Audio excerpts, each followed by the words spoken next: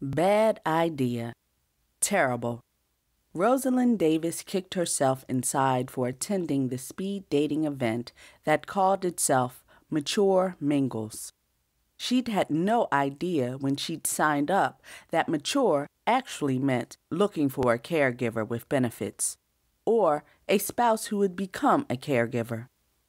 She should have known that trying to make a romantic connection at her age would be difficult. Rosalind had only just decided she even wanted companionship, and there she was, in a huge mess.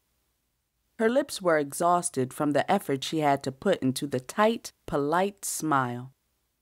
Ring, buzzer. I'm ready to go. She sighed in relief and closed her eyes.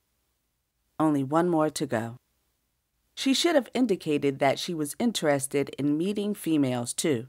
That way, she might have at least gotten a good tennis partner out of the deal. I'm not trying to get married. The words tumbled from her mouth before the last man could take the seat across from her. He sat down and held her gaze. That's a relief. I don't usually propose until the first real date. Rosalind flicked her gaze over the ID tag the man wore. Sorry. No apology necessary. I'm Darren. Rosalind. I'm glad this is the last stop tonight. He continued to look directly at her. She felt the heat rise in her face at his intense gaze.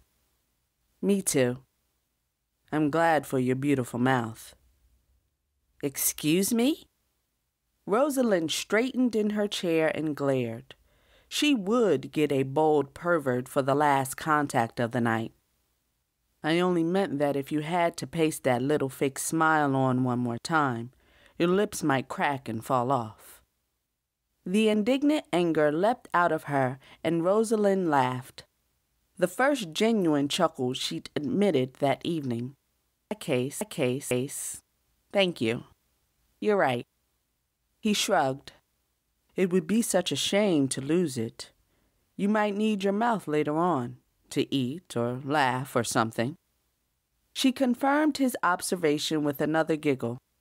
He joined in, and she noticed how he laughed from its depths, and his smile completely reached his eyes. Nice to meet you, Darren. The pleasure is all mine. Darren held his hand across the table, and Rosalind grabbed it. He firmly shook and then released her. A part of her wanted him to hold on to her a bit longer. The feeling lasted until the next morning.